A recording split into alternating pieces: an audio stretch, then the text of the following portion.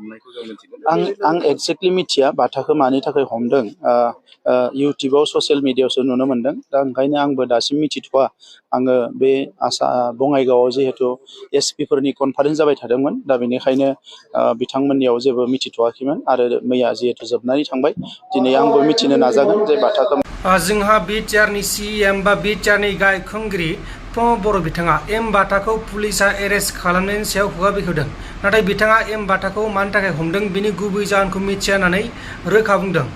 गुबुन फारसेथिं मैयाहाय कल रेकर्डिंआव ओंखारनाय बायदिब्ला एम बाथाखौ बिजिबि हानजायाव जयेन जाब्ला गावनि केसआ लोरबां जागोन बा केसआ गोदोनि केसफोरखौ फिसा खालामगोन बा केसआ फिसा जागोन होननानै बुंनानै मोनसे रेकर्डआ सोराव फैदोंमोन। बेनि सायावबो सावरायगोन आरो लोगोसे मोनसे जाथाय जादों गुवाहाटी नोगोरमानि सिङाव थानाय शुक्लेश्वर मन्दिराव बलबमनि फोरबोआव बा बलबम फोरबो जागासिनो दा। दिनै बलबमाव ओंखारलांबाय, ओमफ्राय गाबोन फुङाव बिसोरो गाबोन फुङाव माने दा मोनानि हरनि दुथायाव बिसोरो फुजा खालामो। महादेबनि फुजा बे जाबाय बलबम। बे बलबम फुजायाव सासे आइजोआ हाफ पेन्ट गाननानै थांदोंमोन आरो बे हाफ पेन्ट गाननानै थांनायाव बियो बशिष्ठ मन्दिरनि दैमायाव दुगैखांनानै शुक्लेश्वर मन्दिराव हाबदोंमोन आरो बे हाबनाय समावनो बे आइजोखौ सासे आइजोआ लाखिनानै नारालासि खालामदों आरो गाज्रि रावजों गोबां लेथ्रा राव, गाज्रि राव, जाय रावखौ जोङो इउटुबाव बुंनो हाया, बेबायदि रावजों सोंखारनानै रायदोंमोन। बिनि उनाव लोगोफोरा, बिनि आइजोफोरनि लोगोफोर, लोगोसे बलबमाव फैनाय गोबां मानसिफोर बा सुबुंफोरा खौसे जाबाय। खौसे जानानै बे आइजोखौ जायबा रायदों बे आइजोखौ साजा होनांगौ होननानै दाबि खालामदों आरो लोगोसे हाफ पेन्ट गाननाय आइजोआ जाथाया जाखांनायनि उनाव पुलिसनो केस बोनाय जादों आरो पुलिसा बे आइजोखौ रादाय होदों जे जायबा नोंजों बेबायदि जाथाय खालामदों बै आइजोखौ पुलिसा एक्सन लागोन होननानै रादाय होनाय जादों।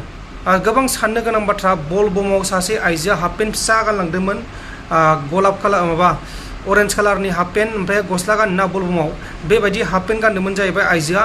बेनि गेजेरावनो बे जाथाया जादों आरो बे जाथायनि भिडिअआ बा आइजोखौ गाज्रि रावजों हाफ पेन्ट गाननायनि थाखाय जानाय भिडिअआ आथिखालाव समाज बिजोंनि गेजेराव बा ससियेल मिडियानि गेजेराव गोबां गोसारगासिनो दङ आरो बे जाथायखौ जायबा ससियेल मिडियायाव नुदों बिथांमोनाबो बे जायबा रायग्रा आइजो बे आइजोखौ आयेननि बायदि साजानि थाखाय दाबि खालामदों।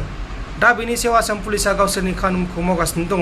बेबायदिनो गुवाहाटी नोगोरमानि खना खनला जायगाफोराव दाब जायगाफोराव गोबां जाथाय जाबाय थायो। बेबायदिनो सोरबा सिख्लाफोरनि बुलायलायनाय, सोरबा सिख्लाफोरा बयफ्रेन्डखौ सिख'नानै बुलायलायनाय, बाराव बुलायलायनाय, बारनिफ्राय ओंखारनानै सोरजोंबा नांलाय खमलाय खालामनाय, गोबां जाथाया जाबाय थायो आरो माखासेखौ मिडिया लाबोयो आरो माखासेखौ मिडिया लाबोनो हास्लाबा। मानोना बेफोरबायदि जाथाया मोनानि समाव जायो बा हर गेजेरनि समाव जायो। दानिया फैदो जोंना जोबथा टपिकआव बा जोबथा आपडेटआव।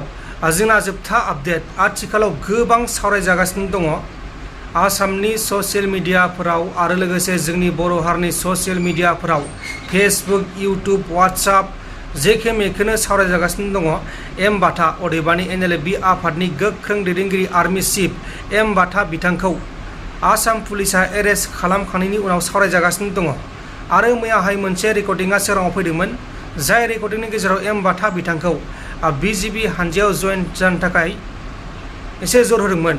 नाथाय एम बाथाखौ बिनि गेजेरावबो BPFनि मानसि बायदि होनना बुंनायाबो सोराङाव फैदोंमोन। नाथाय बिनि गेजेरावनो दिनै बिटिआरनि गाहाय खुंगिरि बा बिटिआरनि सिएम बर' बिथाङा एम बाथानि सायाव दिनै उदखारि सान फालिनाय हाबाफारियाव सोंथि खालामनायाव खुगा बेखेवदों। नाथाय बिथाङा एम बाथा बिथांखौ मानि थाखाय हमदों बिनि गुबै जाहोनखौ मिथिया होननानै रोखा बुंदों आरो बिथाङा मा बुंदों बेखौ नोंथांमोना खोनासंबानो बुजिगोन। 1992 मायथाइनिफ्रायनो बे उदखारि बेरेखा सानखौ फालिबोदों आरो बै समनि जि थासारिमोन बे थासारिखौ सोलायनांगौआ जोबोद गोनांमोन। मानोना हारिनि गेजेरावनो दाङाबाजि जानानै गोबां खहा जादों आरो बियो दिनै एबसुनि नाजानायाव लासैनो थासारिया सोलायबाय, दिनै मोजां थासारियाव फैबाय।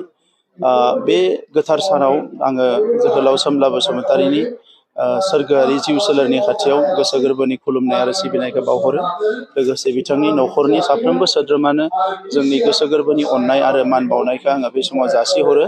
जोङो मिजिंथियो जे फैबाय थानाय समाव बेबायदि थासारिया इयुन जाहाथे फैफिना आरो दुलाराय बर' फरायसा आफादखौ आं साबायखर बावो जे कुनु मोनसे थासारियाव बिथांमोना थाद'आखै जे हारियाव गोजोन थासारि लाबोनांगौनि थाखाय हारिनि गेजेराव अनलायनाय खौसेथिखौ लाबोनांगौनि थाखाय आरो गाज्रि थासारिफोरखौ अराय समनि थाखाय फोजोबस्रांनांगौनि थाखाय दुलाराय बर' फरायसा अरायबो खामानि मावबोदों दासिमबो मावगासिनो दङ आरो बेबायदि नाजानायजोंनो हारियाव गोजोन खौसेथिया अराय फैगोन आरो फैबाय थानाय समाव मोनसे जौगासार माहारि दानो हागोन आं बेखौ मिजिंथिदों।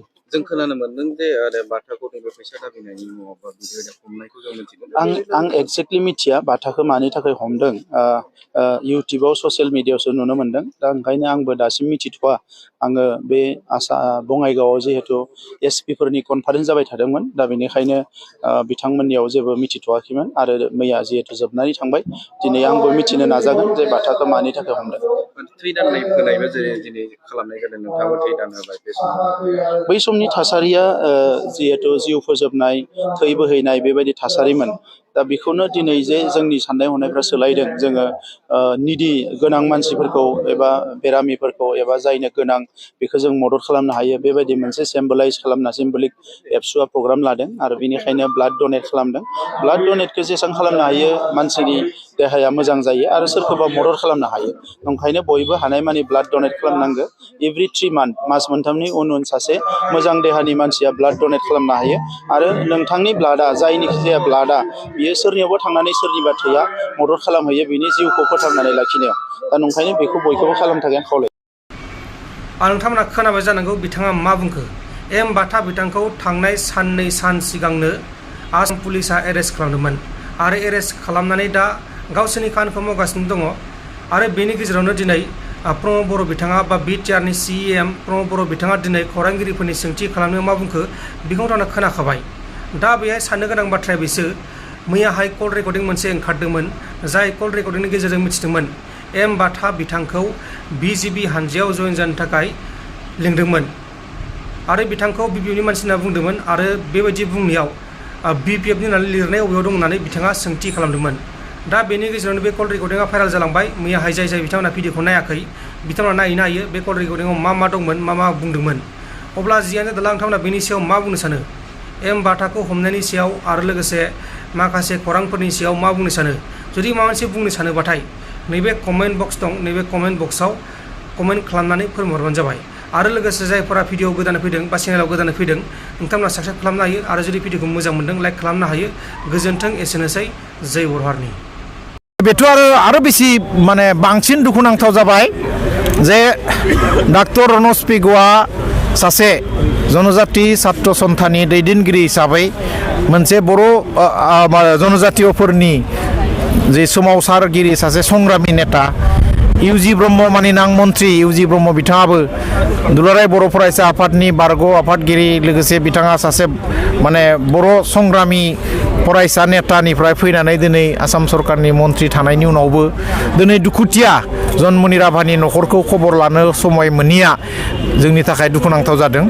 थ' बियो मानो जादों बे आं खोथाखौ बुङा नाथाय दुखुनांथाव बेनो जे दिनैनि थारिखाव आसामनि खना खनला जेरावबो मोनफ्रोमबो माने हारिमायारि आफाद जातीय दल संगठना दिनै जन्मनि राभानि इनाय बुथारनायनि हेंथायै गसंदों आवाज होदों